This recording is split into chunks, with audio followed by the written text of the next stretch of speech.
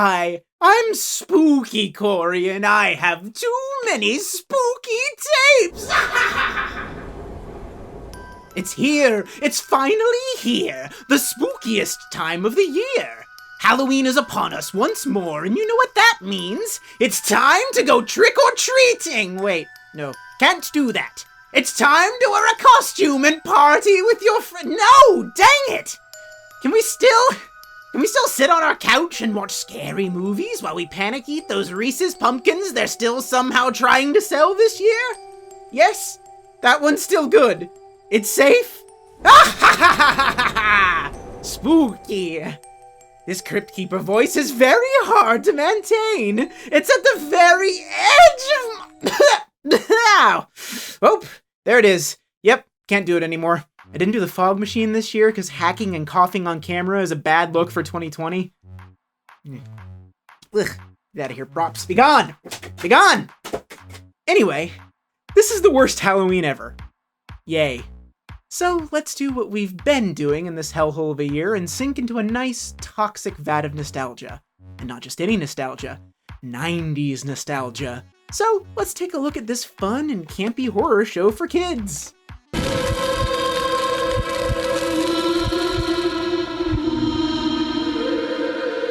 No, the other one. No, the other one.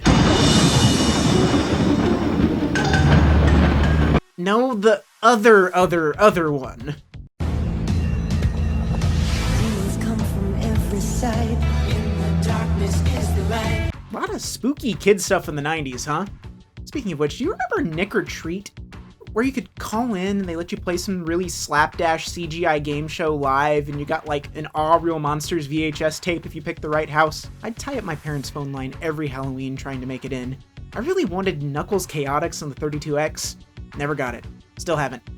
Anyway, if Are You Afraid of the Dark is the Coca-Cola of 90s kids horror entertainment to Goosebumps is Pepsi, this is the RC Cola, or Sam's Choice. Bone Chillers ran on ABC for 13 episodes in 1997 as a transparent cash-in on Goosebumps' already waning popularity. The books even felt like generic brand Goosebumps. They used the same art style, the same fonts, just close enough to not get sued, basically. But for some reason, that generic feeling didn't come through in the show. It dared to be different. Oddly, it was more ambitious in its own unambitious sort of way. Where Goosebumps or Are You Afraid of the Dark was looking to get genuine scares, Bone Chillers was a laid-back love letter to the bygone era of B-movies and creature features. To use yet another tortured simile, if Goosebumps was Bill Nye the Science Guy, Bone Chillers was Beakman's World. This tape has 2 episodes on it, and the first episode is my favorite. It's called Franken-Turkey, and it's just as goofy as it sounds. Let's get into it! These credits are the most 90s thing to ever 90s, and I respect that.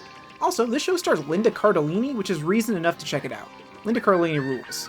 So, you see, instead of creating a bunch of standalone mini-movies in the vein of Are You Afraid of the Dark, this show takes the standalone entries in the Bone Chiller series and makes them fit into the world of a bunch of kids attending Edgar Allan Poe High School, a school where spooky stuff happens all the time. It's Buffy adjacent, but way more sitcom-y. Anyway, let's just look at the spooky skeletons for a bit.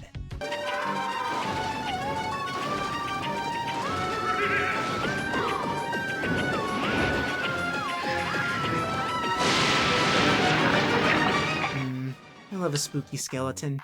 I don't have a joke here, it's just something I enjoy. We need more spooky skeletons chasing folks in movies. Sometimes I wish I was a big-time movie executive so I could shoehorn spooky skeletons into movies that didn't call for them. Anyway, this episode was apparently filmed in Scaramorphic. I can already tell I'm gonna like this. This is pitched directly at my dumb head. My dumb head, not this dumb head.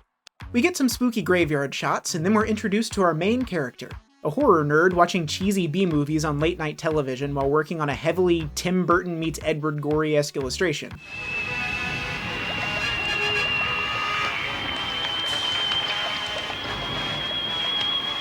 They said I was mad.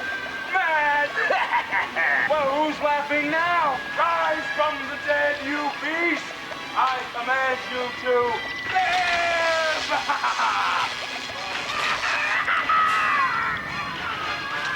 It's alive! It's alive! You know, as bad Frankenstein parodies go, This one is A-okay.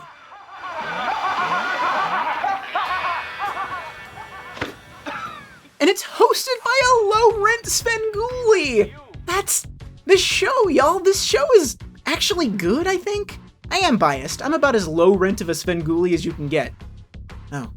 Mild existential panic there. Yikes. He has a spooky skeleton! I'm telling you, I got a good feeling about this one. We dissolve into a really fun turkey puppet. Is this the Franken-Turkey? We'll see. The exceedingly creepy principal of Edgar Allan Poe High tells our group of cool 90s kid misfits that this turkey is destined to be the school's Thanksgiving dinner. The turkey, being a cute puppet with expressible feelings, is not a huge fan of that. Neither are the kids. We meet Linda Cardellini in this scene. She's like the cool 90s scene kid. She's quick-witted and questions why the school doesn't just buy, a frozen turkey as opposed to this grim, nightmarish reminder of the food chain. Our other teens get some jokes in too, and by God, they land.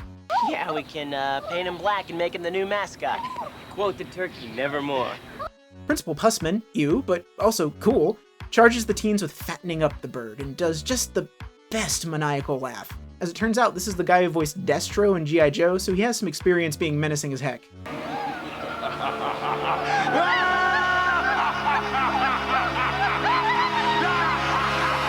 Happy Thanksgiving! And Skull Wipe! This show gets me on a fundamental level. Love that model of the school, by the way. Just detailed enough to be realistic, just small enough so you're sure it's a model. It's great. The teens are sad about Gobbles, which is fair. The pathos on this puppet is wild, huge eyes and sad turkey noises abound. They're trying to save Gobbles, but nobody wants to help them, so naturally they decide to enlist the help of Carl, the school's lunch dude, to create an abomination of nature! If you had any doubt that this show knows exactly what it's doing, I present to you Carl's monologue in its entirety. I'll help. I'll help. You kids owe me one. And remember, he who doth tamper with the forces of nature opens the doors to disaster!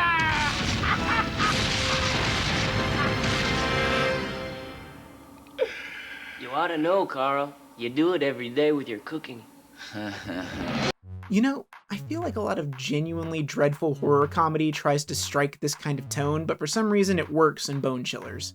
They just do it with such gleeful abandon. I respect that.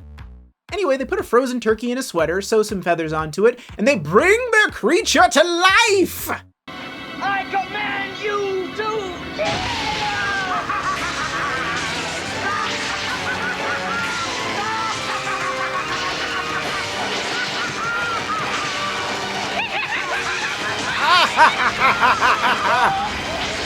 Okay, so some of the actors are playing it up a bit too much, but that's half the fun, right?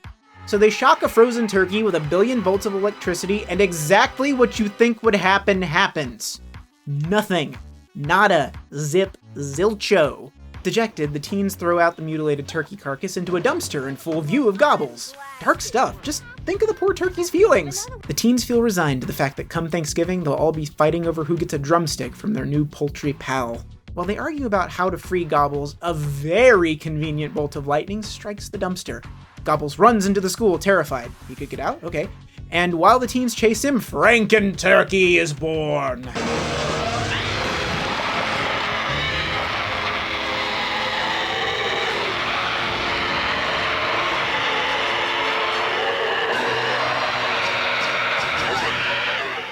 This show is the best. Scooby-Doo hijinks ensue as the gang splits up to find Gobbles. Gobbles roams the hallways, seemingly calmer now, as the teens reconvene to do 90s teen things. Suddenly, Franken-Turkey! What have they done? What have they wrought? Why does the lead teen have such aggressive Jim Carrey energy? None of that matters, because for some reason Gobbles is wandering around a graveyard now, and he must face Franken-Turkey.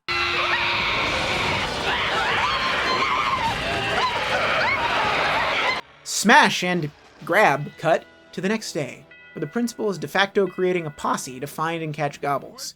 Here's one thing about the show that doesn't track for me. This is a spooky school, in a spooky horror movie universe where spooky things happen, but there's still that jock-nerd dynamic. The jocks aren't even spooky jocks, they're just regular, average, ordinary jocks. Give me spooky jocks, show! In this universe, our weird horror nerd kids would be the popular kids, because the jocks would be the ones who keep getting attacked by all of the weird moralistic slasher tropes. Minor quibble, but it's still there. Turkey! Turkey! We've got to find Gobbles before those turkeys do. Turkey! Turkey! Come on, you guys, let's go. This macho display of barbarianism is giving me shingles. Gotta love that big Daria energy. I have a soft spot for Gen X. It's a weakness. Is it just irony poisoning? Maybe. That being said, Gen Xers in their 20s and 30s making TV for kids was always kind of a great prospect. They treated us like little adults, for better and for worse. We got unvarnished looks at their foibles and their passions, and that way a lot of these shows are really self-indulgent. It's a fun glimpse into somebody's joy, and I can get into that. Not enough fun wipes in modern TV. Bring back the fun wipes. We're back in the graveyard set while the popular kids try to track down Gobbles. Luckily, our Scooby Squad gets to him slightly before the jocks get there. A tussle ensues, and then Franken-Turkey!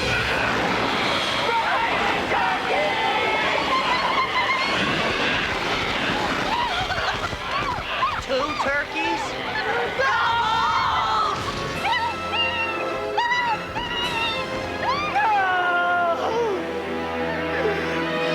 Back to the high school as we find Gobbles has been trussed by Franken-Turkey. I'm not 100% on why he, did that exactly, but no matter. It is time! Time for the dramatic final confrontation, man versus monster, or more accurately, man versus other man in a slapdash Franken-Turkey suit. The battle commences! Franken-Turkey has some strong demon dogs from Resident Evil meets Xenomorph vibes, and can shoot smoke out of its mouth, apparently. Oh man, I should have set up the fog machine. My loss. The kids just straight up abandon Gobbles. Rude. If I was Gobbles, I would never trust the teens again. They've brought nothing but terror into his life. We get the world's cheapest Jurassic Park homage, while the teens realize I was right the whole time and save their turkey buddy already. More Jurassic Park antics occur while the kids just freak the heck out.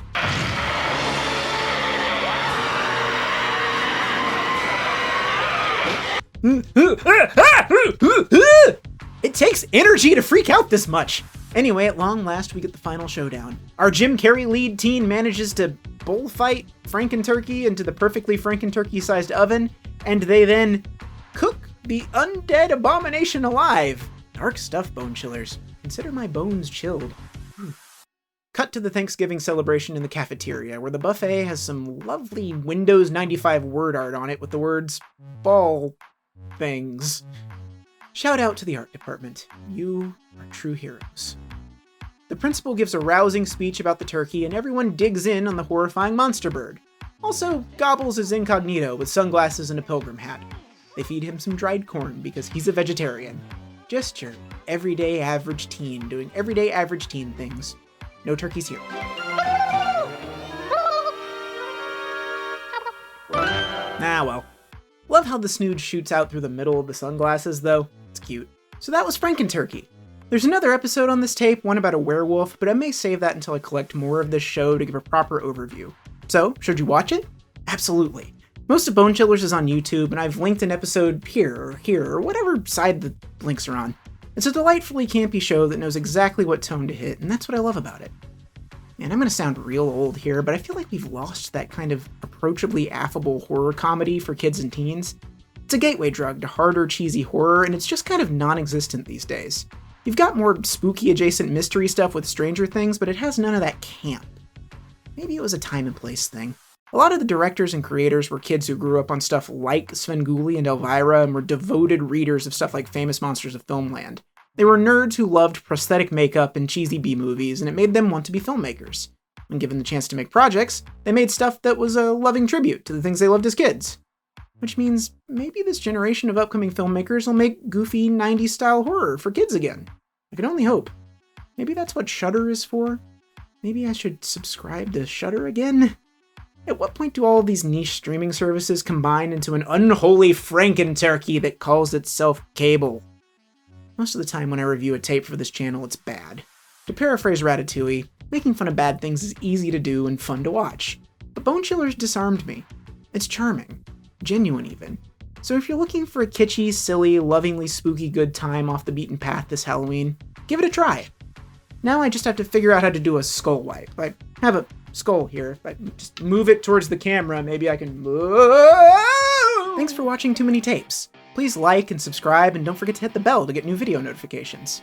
What's your favorite spooky 90s kids thing? I bet it's Halloween Town. It's usually Halloween Town.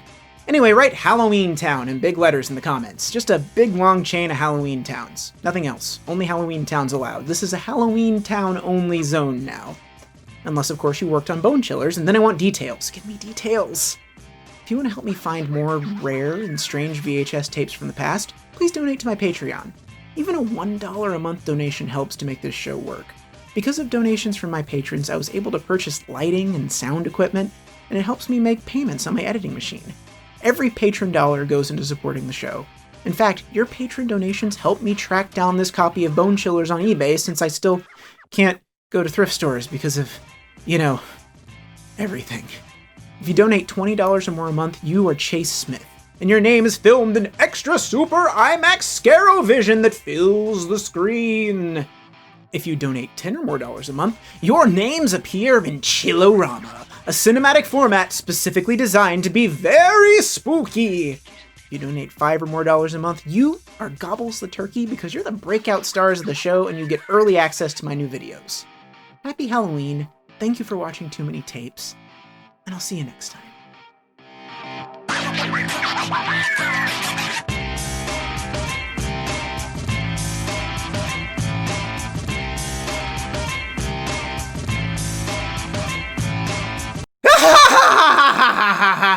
Spooky! This Crypt Keeper voice is very hard to maintain. I'm at the very edge. Oh, I'm gonna have to restart the whole dang thing.